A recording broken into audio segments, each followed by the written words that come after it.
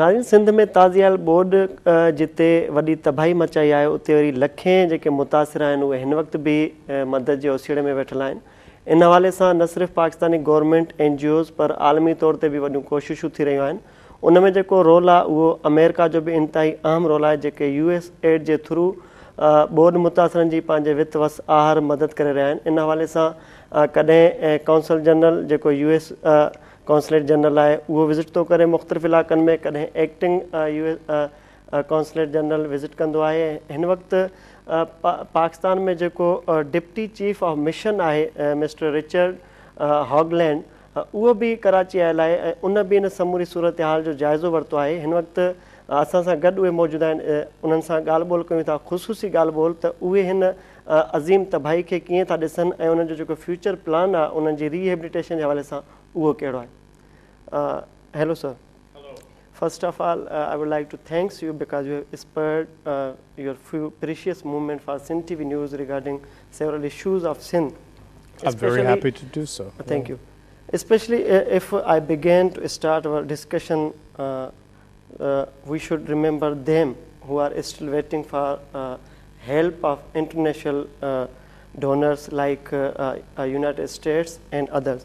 So how do you see the great disaster of Sindh, especially if we speak about lower part of Sindh, where heavy rain and breaches of LBOD disaster? So what is your opinion about that disaster?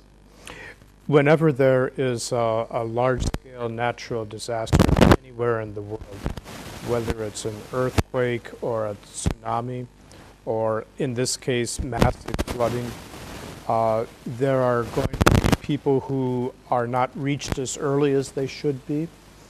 But the one thing I want to emphasize is that when the United States has been providing flood assistance right now, especially for Lower Sindh, we have been working with the United Nations and with international organizations in very close consultation with Pakistani authorities and Pakistani experts who have identified where the problems are, what needs to be done. And we feel that with those kinds of partnerships, we're trying to do our best to reach the largest number of people who do need assistance. Is United States going to help them step by step? What kind of sectors you took first to help them? Are we doing it sector by sector? You mean geographic sector? Once again, we have to rely on our own surveys of the need, but more than anything else on the international organizations and the Pakistani authorities and experts. And so we listen to their advice, and we do our best to try to reach those sectors that do have the most need. Now, as I said, I know that there are always some, unfortunately, that have to wait longer than others. We are not covering the entire area, obviously. Pakistan has other very good friends and partners that are providing a lot of flood assistance and then reconstruction assistance. So we try to do our best. A lot of people are strong there. As you see the Oxfam threat about flood affectees, they have not shelters, they lost everything. So what is your earlier support for them? That's very important, and I've seen pictures on in the newspapers of these poor people who are still living along the side of the road without shelter. I've seen news reports on television, and I simply want to assure you we're working as closely with the international structures as possible to get assistance to them. But you see, assistance is grouped. It's not just one country does one sector of the Lower Sindh, another country does another sector. It's really internationalized, and we're doing our best, but working with the advice of the international advisors. Especially we're talking about rain affectees. Mm-hmm. They do not believe in government system. So what is your source to help them? They don't believe in the government system, and maybe sometimes they have good reason not to believe in the government system. But I do have to tell you that our experience has been that we find very expert, very humane, very Pakistani experts who do care about their own people, who are working very closely with groups like Oxfam, the United Nations, many other groups that we also work with. And so we simply have to trust that over time, the assistance will reach the people who need it. Would you like to explain your first steps and you're going to do for them? The thing, as your agricultural land and their homes, their education system, infrastructures are totally damaged. So what kind of aid and what kind of assessment you have completed? Yeah, you know, we have to do it in responding to any natural disaster. Experts have to do it in phases. So the immediate phase is to get food and shelter and medical care to the people most desperately affected by the first phases of a huge disaster like this. And then there's a sustainment. If shelter camps are set up, it's important to have health workers who are trying to make sure that the people in those camps stay healthy. And then in the longer term, as we are also doing, it's important to rebuild the schools, rebuild the health clinics, and things like that. So from the floods of 2010, we're in the process now of identifying in Sindh which schools to rebuild. There'll be a large number of classrooms added and health clinics, and it goes stage by stage. Sir, my last question regarding flood. Yes. And when would you like to share your pipeline things about rain effects, major steps, like your own resources are utilizing well, right places? Well, we hope we're putting it in the right places, and I'll tell you, journalists are a wonderful source of information. So let me tell you, if only for United States only. Huh? Only for United States, journalists are right source. No, I think Pakistani journalists, you're on the ground. You are obviously asking questions about communities that you know about. If you think that there is specific information that we need, then you're an expert too. You are Sindhi. You know the communities. You know the villages. Please do tell us and call our attention to what needs to be done. Your colleagues visited there and they felt close grievances of the rain effects. So there is a general perception about Pakistanis in America. Every Pakistani is militant. Is it true? That every Pakistani is a militant? Absolutely not. Absolutely not. Look, the United States has had, I think, a very strong relationship. It's had its ups and downs, of course, ever since the independence of Pakistan, so over 60 years. That's a long enough time for people to begin to know each other fairly well. There are now over 1 million Pakistani Americans living in the United States. People who were born here and immigrated to the United States.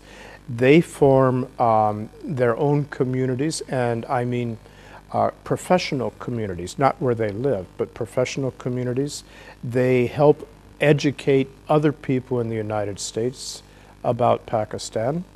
They help Pakistan back here.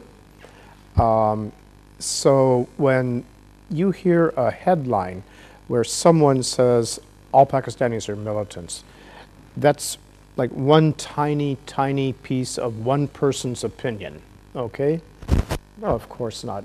Anyone who has ever been to Pakistan, any American, can't help but feel deeply affected by the warmth, the humanity, the hospitality, the openness, and the wonderful culture of Pakistan. Sir, as you see, Pakistan is the major ally of United States in war against terror. Is Pakistan playing a major role or not? Pakistan has played a vitally important role. As President Obama has said, as Secretary of State Clinton has said, more international terrorists have been killed or captured in Pakistan in the last 10 years than any place else in the world. And that's because of the close cooperation and help from the proper authorities in Pakistan. Pakistan, I also want to make sure everyone understands that we understand Pakistan has suffered because of this war. Look, 30,000 civilians have been killed through terrorist acts inside Pakistan. Over 6,000 military have been killed because of terrorist acts inside Pakistan. And so that's why it's so important that we finish this job. When Secretary Clinton was in Kabul, just before coming here, she said, if there will be dire consequences if we don't finish this job. But she also made it very clear that we have to conclude this war. It really is time to begin moving towards talking and finding a peaceful and honorable way to come to the end of this very long, difficult period. Current situation, if we speak about political weather between Pakistan and United States, is very worst at the moment. As we read and saw, the statements, both sides are not good. May I disagree with you a little bit? Because I think since, yes, I know we have had some very dramatic events this year. That's obvious. But in our experience, in our diplomatic experience, we have seen since, let's say late August, beginning of September, the relationship has really stabilized. And there has been slow and incremental improvement in several areas. The diplomats on both sides are absolutely committed to making sure that we get back to the most productive and effective relationship for both countries and for both peoples. And so that's why we are continuing very high level and in-depth meetings and discussions. For example, I could point to Foreign Minister Hina Rabbani Carr meeting with Secretary of State Hillary Rodham Clinton in New York on September 18th, I believe it was, for 3.5 hours. There were several high-level meetings after that, not quite as high profile. And then Secretary Clinton came here on the 20th and 21st with a very high-level team and met again with her counterpart, Foreign Minister Rabbani Carr, and the other experts for a 4-hour meeting in the evening, more meetings the next day. There will continue to be more meetings like this. When things go wrong in a relationship, what's the best way to begin to repair that relationship? Talk. Talk honestly. Make sure both sides understand each other's point of view and how they feel. And I think we're in the middle of that process now, and I am optimistic for the future. Excellency, one better question. Yes. On first hand, you are saying Pakistan is a major ally and your friend. On the other hand, we see continuously drone attacks in Pakistan. So how long this situation will be continue? You know, when I say that Pakistan has been a very good ally, it's been in helping us with many different kinds, many aspects of trying to prevent terrorist acts here in our country and also, frankly, across the border in Afghanistan. How long will this have to go on? We are in a process right now. In fact, I would call it a trilateral process where Pakistan, Afghanistan, and the United States are working together, meeting together to try to find ways to move away from a military focus toward more of a diplomatic focus. And that's where we want to go. And I'm sure that's where the people of Afghanistan and Pakistan want to go. My last question. Today we see the source of conflict between United States and Pakistan is the Haqqani network. What is this? Haqqani network is one group of the Afghan Taliban. The Haqqanis are traditionally from southeastern Afghanistan, Paktika, and Khost province. They are very tough warriors.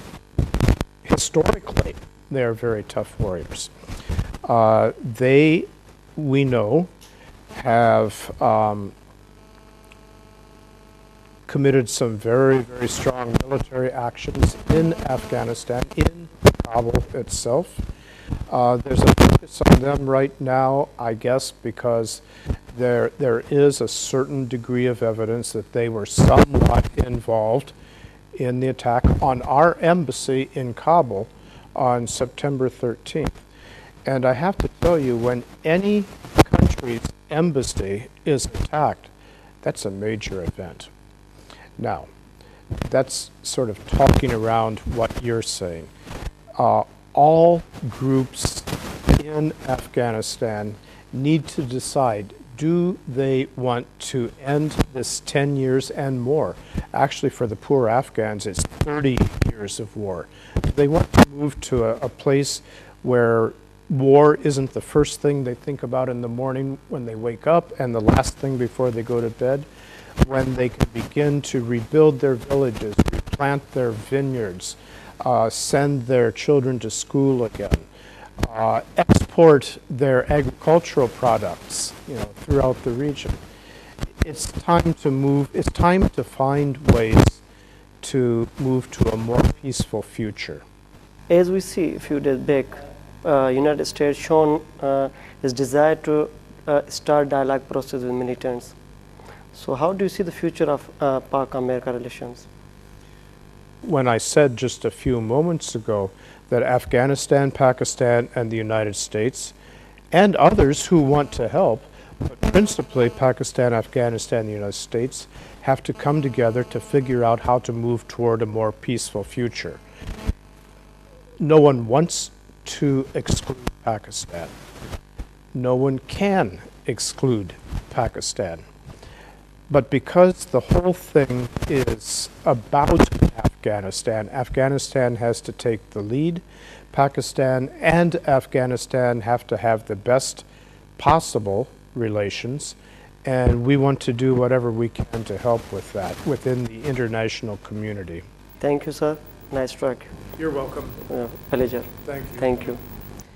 नाज़रीन, अमी अमरीकी deputy chief of mission जी ॻाल्हि ॿोल ॿुधी Richard हागलैंड जो चवणु हो त हू हिन ॿोॾ जी सूरत हाल में ॿोॾ मुतासिरनि खे कंहिं बि हाल में अकेलो न छॾींदा ऐं अमरीका मुख़्तलिफ़ जेके सेक्टर्स आहिनि उन में ॿोॾ मुतासिर भाइरनि जी भरपूर मदद करे रही आहे ऐं जेके मेजर स्टेप्स आहिनि उहे बि खणी रही आहे। गॾोगॾु सियासी सूरत हाल ते ॻाल्हि ॿोल कंदे हुन चयो त पाकिस्तान जो इंतिहाई अहम रोल आहे ऐं हू अमरीका जो तमामु अहम इतादी आहे, उनखे कंहिं बि ॻाल्हियुनि जे सिलसिले में अलॻि न रखियो वेंदो। अफ़गानिस्तान हुजे या उनजे भर वारा जेके बि इलाइक़ा हुजनि उन में पाकिस्तान खे हर मरहले में ऑन बोर्ड रखियो वेंदो।